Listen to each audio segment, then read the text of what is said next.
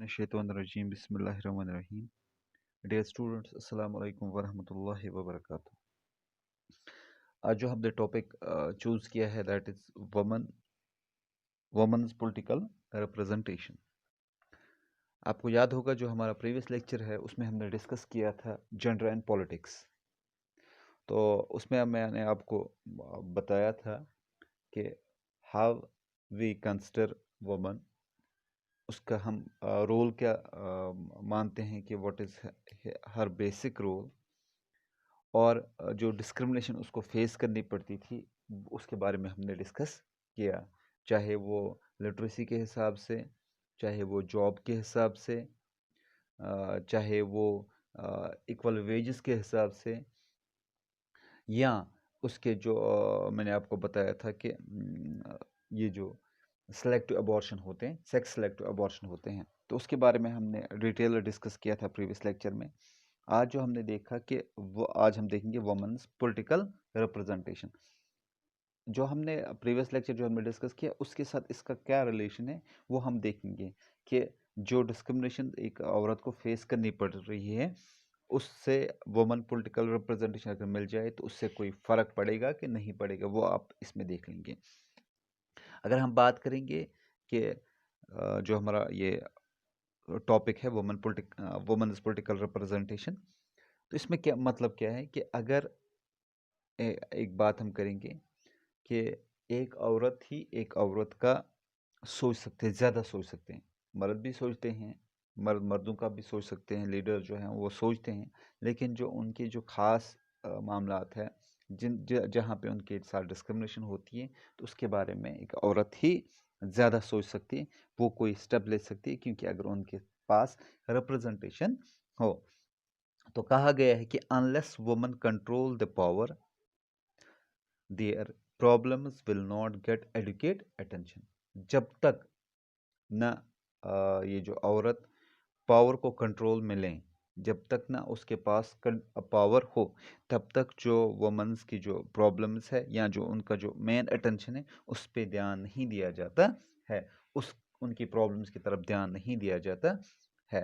तो ये जो इससे क्या होगा, one way to ensure this is to have more women as elected representatives. ये तभी पॉसिबल है जब हमारे पास क्या, more and more women elected representatives हों, तब जाके जो औरतों के जो मामला थे वो ज़्यादातर हल हो सकते हैं। अगर हम बात करेंगे ये जो woman, the proportion of woman in legislature has been very low, अगर हम बात करेंगे फॉर एग्जांपल, मैं आपको एग्जांपल दूंगा क्यों है, कैसे लो है, कितना लो है, ये हम देखेंगे। अगर हम एग्जांपल लेंगे the percentage of elected members in Lok Sabha, कहाँ रिसेंटली जो 2014 का जो इलेक्शन हुआ था उसमें कितना है, ओनली 12%।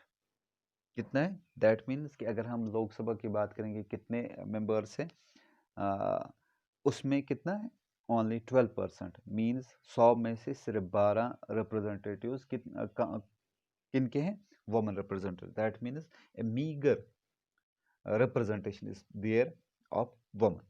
तो बहुत कम रिप्रेजेंटेशन है किनकी, औरतों की।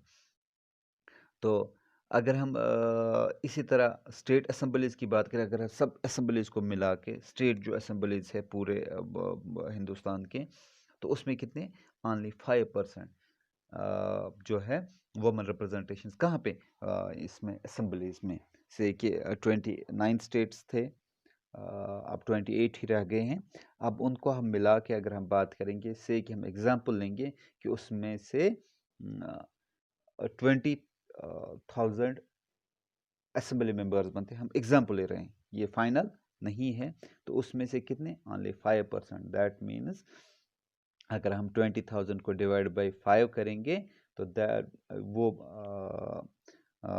कितना बनेगा, अगर हम 20,000 को 5 से डिवाइड करेंगे, 5 4 ज़ार, दैट मीन्स 400, 5 4 ज़ार 20, 5 0 400 रिप्रेजेंटेटिव्स क्या हैं, वुमन रिप्रेजेंटेशन वहाँ पे। दैट मीन्स मीगर, बहुत कम है, 4 नहीं 40, सॉरी 40 होंगे। तो इसका मतलब ये है कि ये कितना बहुत कम है। 100 में से 5, दैट मीन्स ये 400 बनते हैं, सॉरी 400 बनते हैं। तो 2000 में से सिर्फ 400 क्या है, वुमन रिप्रेजेंटेशन वहाँ पे है। तो आप देख सकते हैं कि कितना कम है वुमन रिप्रेजेंटेशन। अगर हम बाकी जो नेशंस हम देखेंगे कि वहाँ पे सेवरल डेवलपिंग कंट्रीज, अफ्रीका या लैटिन की अमेरिका, तो वहाँ पे गवर्नमेंट कैबिनेट्स जो है वो लॉर्डली कौन चलाते हैं, लॉर्डली और male, even when women become chief minister और प्राइम मिनिस्टर। तो वहाँ पे लार्जली कौन है। यहाँ हम इंडिया की बात करेंगे, बहुत सारे स्टेट्स ऐसे हैं, बहुत सारे हैं कि यहाँ पे वुमेन रिप्रेजेंटेशन बहुत कम है। अब सॉल्यूशन क्या है, अब सॉल्यूशन क्या है, कैसे ये हो सकता है। One way to solve this is to make the legal binding to have a fair proportion of women in the elected bodies. तो ये तब जाके मुमकिन है जब हम एक फेयर प्रोपोर्शन होगा किनके, जो इलेक्टेड बॉडीज होगी उसमें वुमेन रिप्रेजेंटेशन की होगी। आपको याद होगा जो पंचायत राज एक्ट, उसमें मैंने आपको बताया था कि 1/3 ऑफ जो वहाँ पे इलेक्टेड रिप्रेजेंटेटिव्स पंचायत या लोकल बॉडीज, पंचायत और जो लोकल बॉडीज गवर्नमेंट, म्यूनिसपैलिटी जिनको बोलते हैं, पंचायत और म्यूनिसपैलिटीज, उसमें क्या है 1/3। आप देखते होंगे कि जो रिसेंटली जो पंचायत इलेक्शन यहाँ पे हुआ था कि उसमें बहुत सारी वुमेन पार्टिसिपेशन हुई थी, बहुत सारे वुमेन रिप्रेजेंटेटिव्स हो, चाहे वो पंच हो या सरपंच हो। तो कुछ पर्टिकुलर वार्ड्स जो रखे थे वो औरतों के लिए स्पेसिफिक रखे गए थे कि उनको वहाँ से इलेक्ट किया जाएगा। Only that very constituency, panch constituency और sarpanch constituency was only mean to be represented by the women. लेकिन अगर हम बात करेंगे किनके, अब यहाँ पे हम बात करेंगे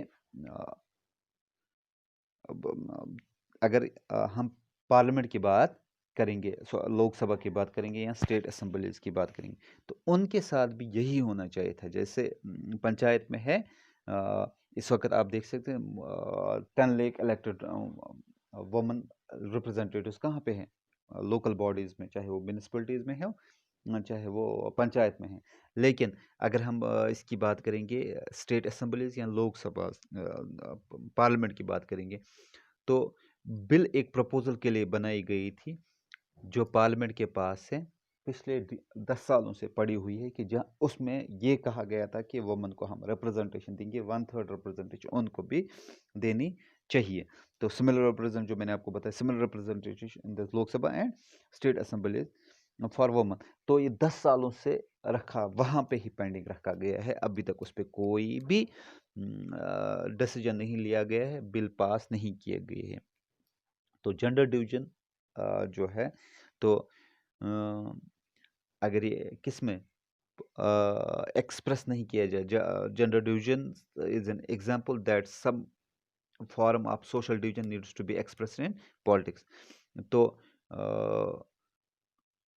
अब आप देख सकते हैं कि अगर जो औरतों को फुल रिप्रेजेंटेशन मिल जाए, तो वहाँ से जो औरतों के जो मामला थे उनमें अजाला हो सकता है, और उनके साथ वो जो डिस्क्रिमिनेशन होती है, चाहे वो आपको पिछले लेक्चर में आपको पता होगा, मैंने आपको बताया था कि लिटरेसी रेट भी कम है, जॉब्स भी उनको नहीं मिल रहे हैं, और ये हमने ये एक दिमाग में बना के रखा है कि अगर पैसा खर्च करना है तो लड़के पे करना है, लड़कियों पे खर्च नहीं करना है।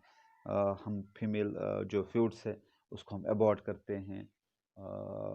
तो ये चीज़ें बहुत ज़्यादा हो रही है, क्यों? क्योंकि वुमेन रिप्रेजेंटेशन नहीं है।